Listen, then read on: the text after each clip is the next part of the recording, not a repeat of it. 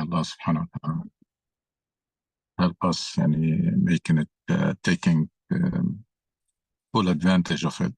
Comes full with opportunities and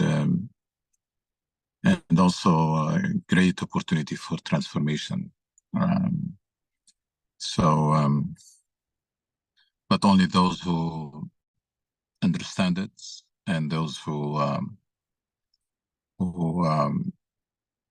go about it seriously and realize that this is a very precious time and this is golden opportunity that we cannot afford to miss. Missing or succeeding we have to be clear about it. Having successful Ramadan does not mean that you do a better job during Ramadan. Having successful Ramadan meaning that you emerge from Ramadan different person, took advantage of it to do a lot of cleaning, a lot of management of habits, and a lot of upgrade of Iman, pushing it to new heights and to a different level. So that should be the goal, that should be the intention, not just we're gonna fast, we're gonna pray a little more, do a little more Quran, and that's fine.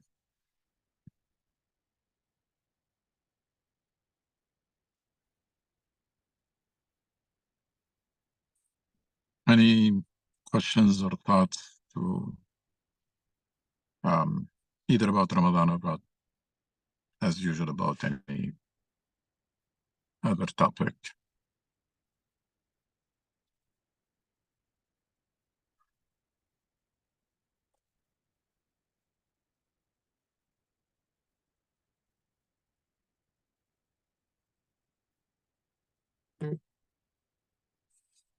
Usually, Brother Muhammad, Hamid starts with something.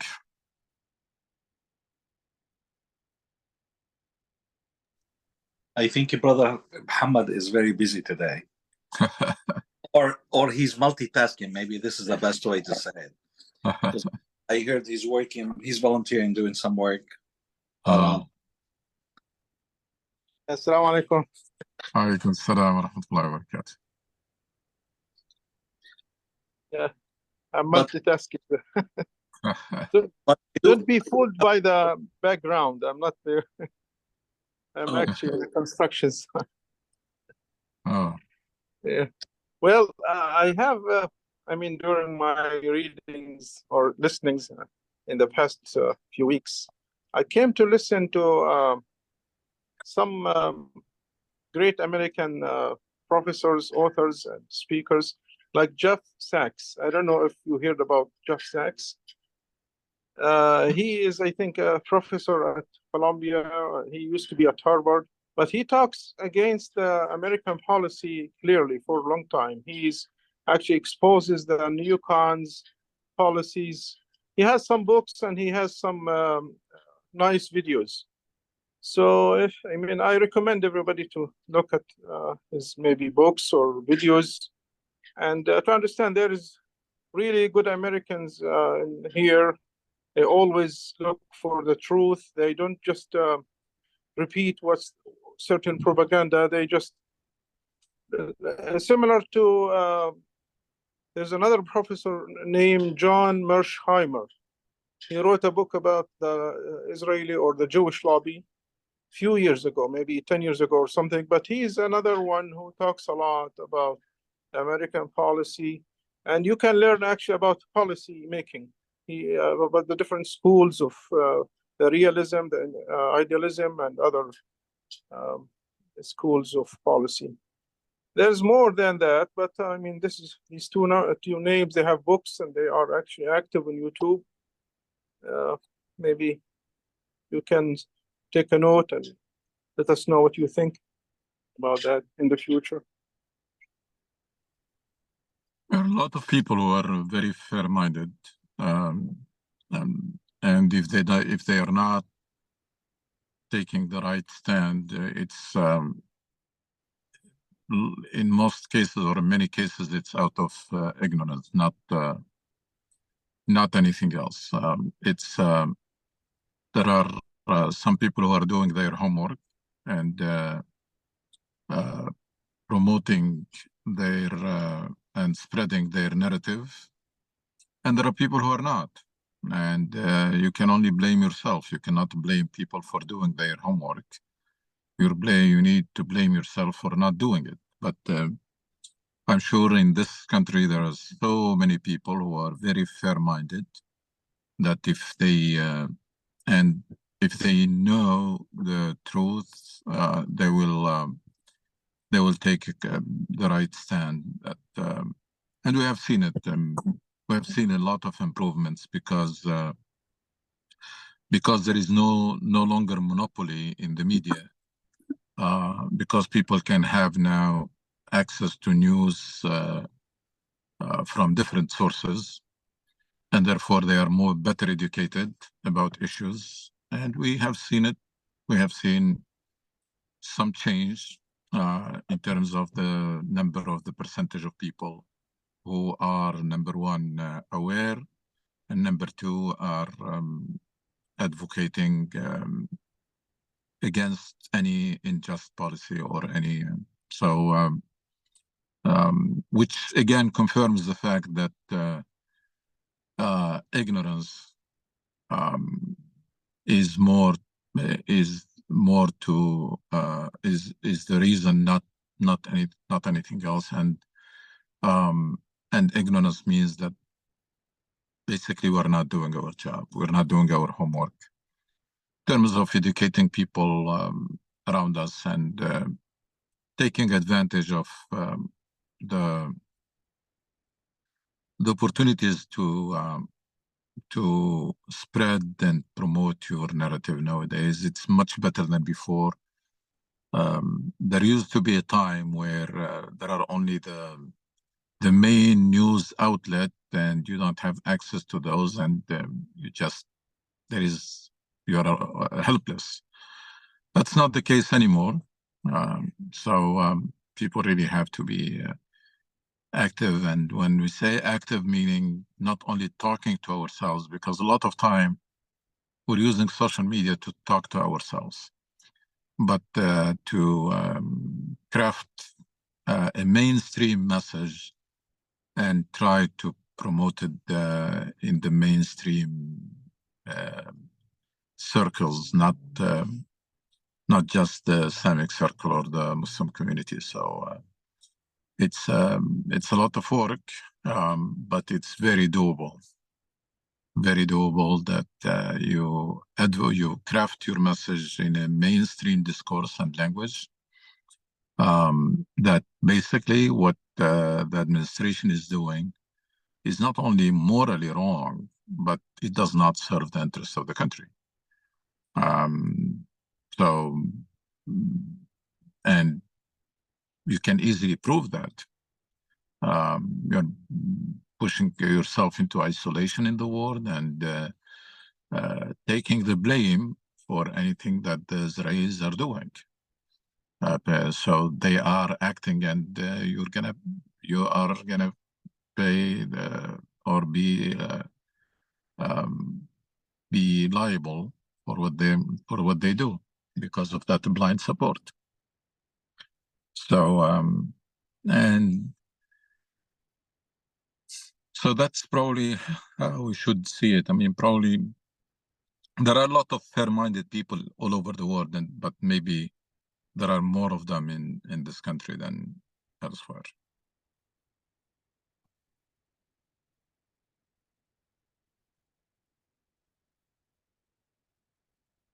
You mentioned, Dr. Suhail, the interest of this country. Who knows the interest of this country? It's very sophisticated. It's very complicated.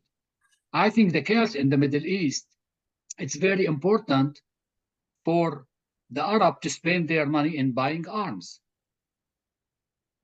It's very important for the United States to control the Gulf, to control the Red Sea. You know, with our action in the Middle East, we are supporting the American interest. I mean, there is nobody owns the truth, and nobody can speak on behalf of the American interest. It's just, that's the name of the game. I mean, you say that this kind of policy is not serving our interests because it's creating a lot of animosity and hatred among 1.5 billion Muslims in the world. And that's not good for us. It might be okay in the short term because you have governments that are pro-America or are protege or subordinate or whatever. But that's not good in the long run. In the long run, these populations, and they're not going to forget what they have seen happening in Gaza, and they're going to keep it against you for so long. And these are a large number of people, and they are in different continents, and they should not be. Yes, they are weak now. Yes, they may be irrelevant. Yes, they may be under oppressive regimes, so it doesn't matter their feeling or their anger. But that's very short-sighted, very short-sighted.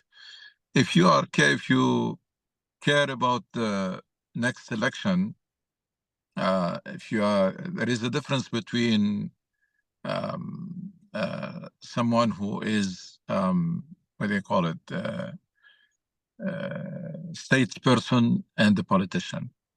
Statesperson is someone who thinks and serves the national interest and look forward, and politician looks for the next election. No, there is no question that the current the blind support and justification for what happens in Gaza,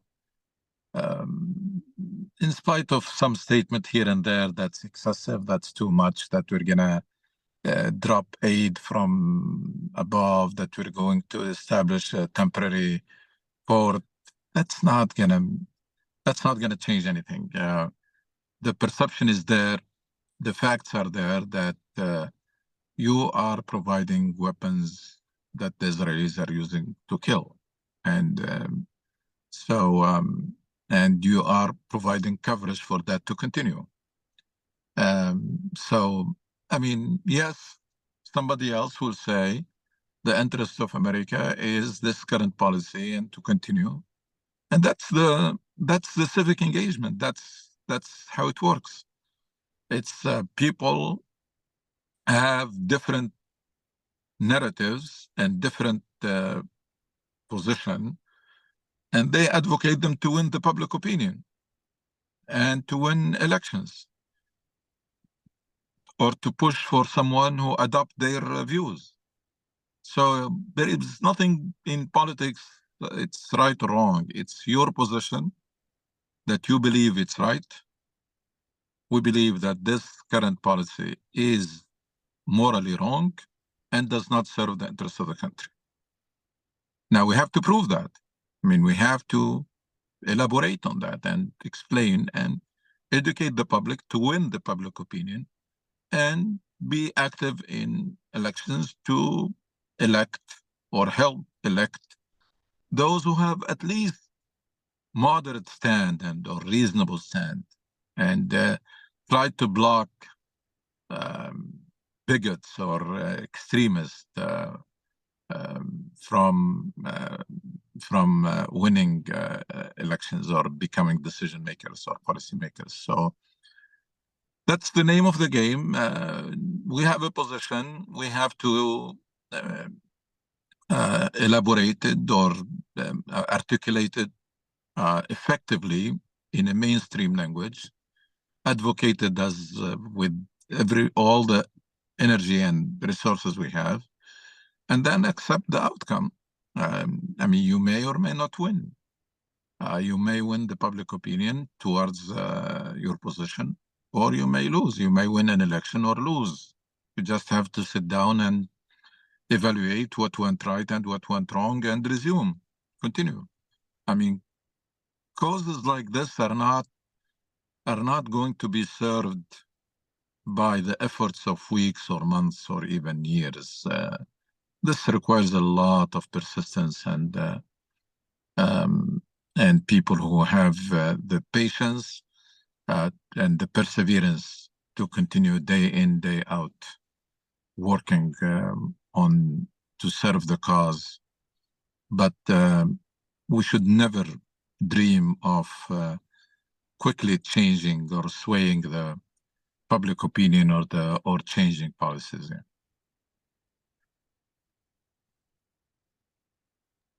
All of these are really great points, but it's like you see the change outside, but you see the change inside, and the change inside or in the Arab world and Muslim world is more like negative compared to what like the positive things that's happening internationally. So this is one. And when it comes to like what you just finished on, it's like as Muslims and Arabs and in general, I don't know where we lost the patient. It's like patient is in Quran mentioned, I don't know how many times. And we don't have that patient. We need the results yesterday, not tomorrow. I don't know how we can work on that to understand that things does not change like between 1 year to another. In here, there is a lot of like windows or doors to make a change and implement it, but how patient and how long, this is where we lack the understanding and the vision and the patient, and I don't know why. It's like people miss that point, and we miss it even in our daily life. We need to have patience. Like if we don't learn from what's happening in Gaza or happened other places, I don't like. It's like to keep talking about Gaza only. It's like yes, it is what's happening today. But if there is something to learn, it's like the patience that those people have and the sacrifice that they do. And this leads. Go ahead. And I just so I don't interrupt. It's like I really wanted to start by asking the same question I asked years ago when all of the problems started in Syria and the problems started in Iraq. It's like there is no way as Muslims, as a Muslim religion, and again, I'm ignorant. I don't know this, and I cannot be. I'm not a mufti here, but there is no way to tell us that we couldn't go to Hajj or whatever we want to call it to Syria when the war in Syria started, to stop it.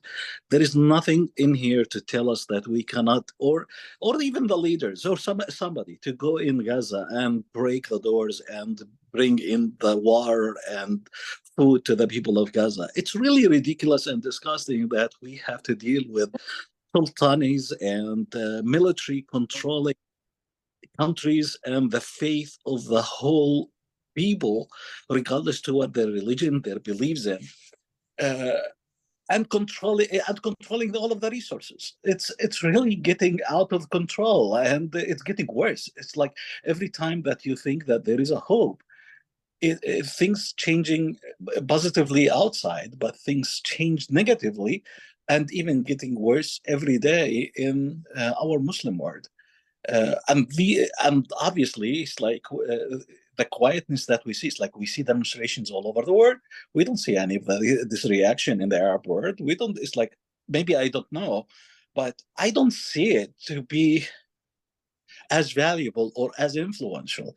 And we're talking about American policy. American policy is 1,000 times better. It's like, to me, with as bad as it is, at least there is some talks. I don't hear, other than the Jazeera and Al Mayadeen, talking about what's happening.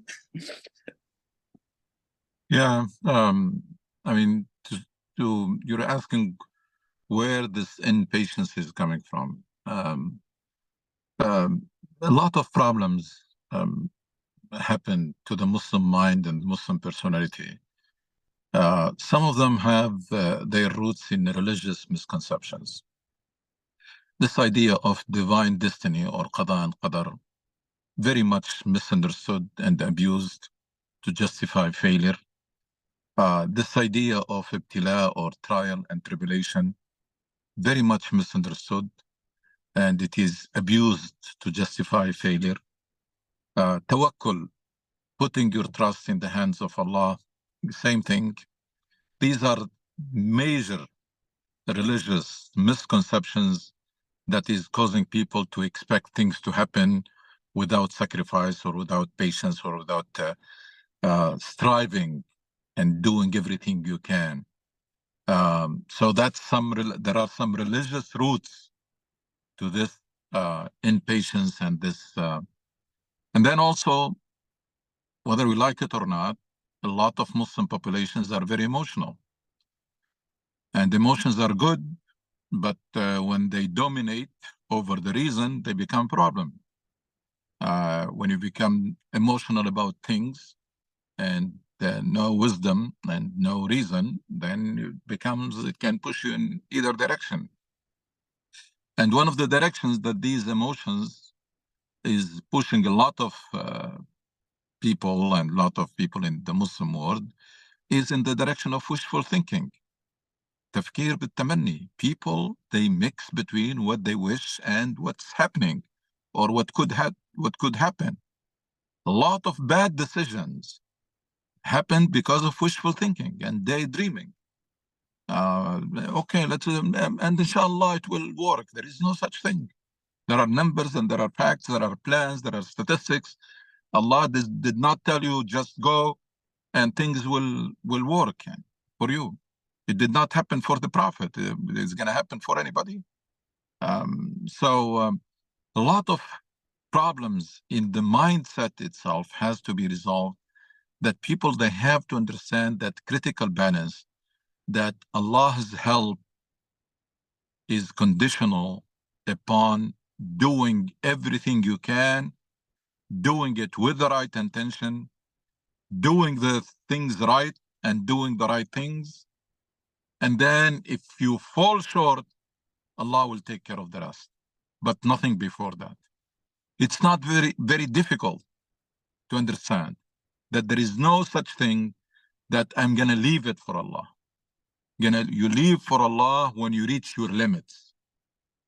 When you reach Musa alayhi salam in front of the sea and Pharaoh is chasing them, there is nothing more he can do.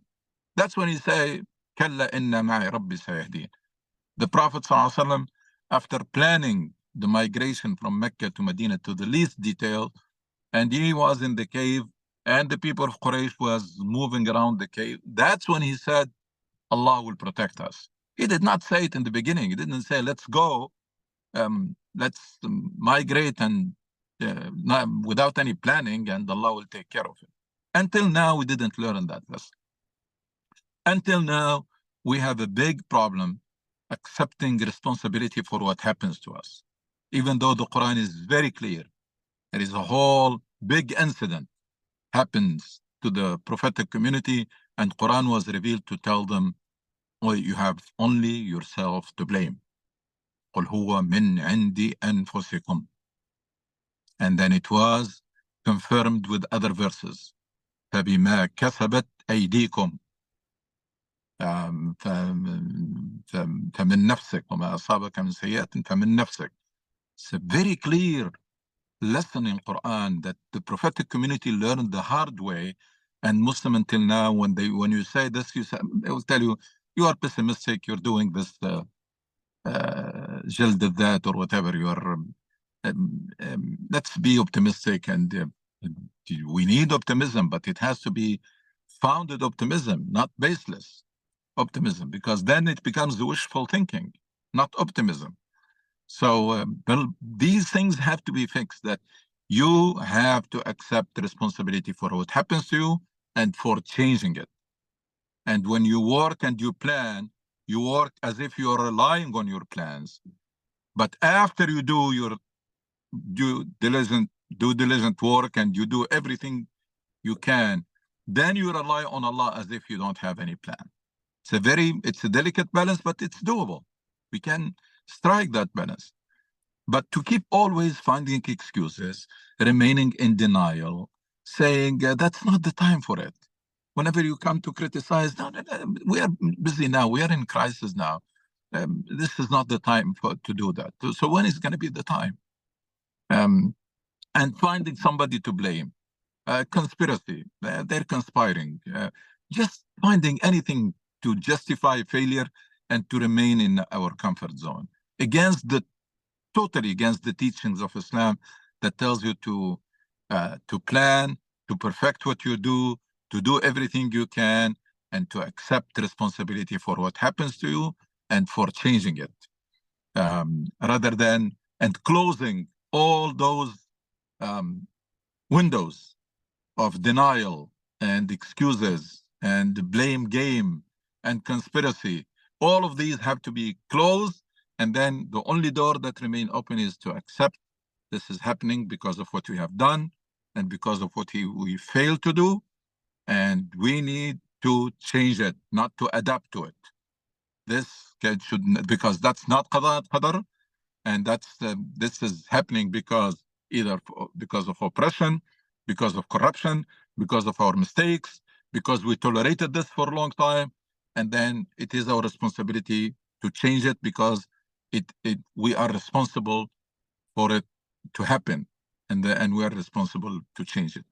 That's, I think, probably if there is a lesson that we need to learn, and the major change in the mindset of Muslims is to close all those doors and routes that will keep you in the comfort zone and doing the same thing over and over again and expecting different results, and then take the Islamic route, the route that is we were told clearly in Islam, which is do your work, perfect what you're doing, plan carefully, and rely on Allah only for things that are beyond your control, and then take responsibility for what happens to you.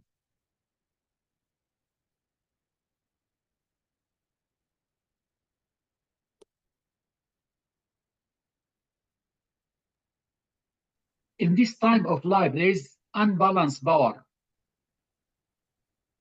between the nations. When we talk about that, the people will jump to tell you, okay, in Badr was 300 Muslim against 1,000 kafir or mushrik, or in Yarmouk was 10,000 Muslim against 200,000. Can we compare these two situations, or what can we do? I don't think we need to rely too much on history. Is only good for lessons. Again, the companions, that's all what they have, with the pure intention, doing everything they can. They qualified for the help of Allah, and it was decisive. But that's I think what we need to learn. What we should learn, that things are changing. Nowadays, there are numbers, there are statistics, there are facts, there are plans, there are sciences. These managements and planning and leadership became sciences. We need to learn these things and take advantage of them. We need to forget totally this idea that because we are Muslims, things will happen to us. Because that's what Quran was revealed to fix it in the mind of the companions, because they were very much confused after the Battle of Uhud. How come we are Muslim and we were defeated? That was puzzling for them. And Quran was revealed to make it clear for them, it is not because you are Muslim things will happen for you. It's you make a mistake, you pay the price. Even if you are the prophetic community consists of companions and the prophet is among them, still there are rules that govern this universe, and those rules are not biased toward anybody. You are in a battlefield, intentions are no longer pure, you violated the instructions of your leader, you evacuated the mountain that was meant to protect the army, you pay the price. There is no such thing that, yeah, we can do that and Allah will take care of it. So we can't rely on those proportions or numbers. We just have to be people who are realistic, have a clear mission, clear goals, and try to find the best ways and the most effective ways to achieve those goals, the maximum with the maximum benefit and minimum cost or minimum liability. But that's not what we're doing. We're still working haphazardly and having this emotional thinking and counting on things to happen without any solid basis for that. But it is just hoping, and that's what they called exactly the wishful thinking. تفكير بالتمني. You mix between what you hope for and what the data says that is more likely to happen. I know several Palestinian guys between us right now. I hope they can tell us the story about 1948. The story I heard in 1948, the reason for the Palestinians to leave Palestine and became refugees is the war that the Arabian armies try to liberate Palestine, and this create all these Palestinian refugees. And I see similarity right now with what's going on in Gaza. Am I right or wrong, guys? Muhammad, Ayman, other Muhammad? I agree 100%. Like this specifically, this war in Gaza, all of the indications before it started, before October 7th, and what happened in October 7th. What happened in October 7th was just like, and I think I said this during the time. If we waited 2-3 days after October 7th, Israel will invade Gaza. So my point of saying that is because I'm in agreement with what you just said. Like, the plan is to get ready of the refugees and the refugees' cause. The issue of refugees is the only thing that is keeping the Palestinian cause alive today. It started before even 1948, but exactly 1948 is like the trigger of it. And it continues. And if you just go back a little bit, you can remember the issues that there was a problem started in Lebanon. I can't remember now the refugee camp. I think it was in Yarmouk or something. In Lebanon, there was an issue that started to cause a problem between Hamas and the Fatah in Lebanon, and somehow they controlled that. But there was issues and other indications happening every day to indicate that the problem is how we can get rid of the Palestinian refugee issue. And another indication of that is like the war on UNRWA and the support of the US, for example, to UNRWA. If you go back, it started from before even Trump, but it became more obvious during the Trump administration. So yes, it was the issue, or one of the main issues that behind what's happening is the refugees. Because it's like if you look at the Palestinian issue or issues and the Oslo, the only thing that is remaining other than Jerusalem and the resources and the land and the division of the land, what has been kept not touched is the refugees, and this is what's happening with it. It's like they're trying to touch into it from all different angles to get ready and dilute that issue and help those refugees to get distributed among different countries around the world. That's how I look at it as well. I agree. Jazakallah khair. If nobody has any other question, I think we will meet together, inshallah, next Sunday at noon. Try, guys, to be early so we can invite Dr. Suhail early. Inshallah. Okay, Jazakumullah khair. Assalamu alaikum. السلام عليكم.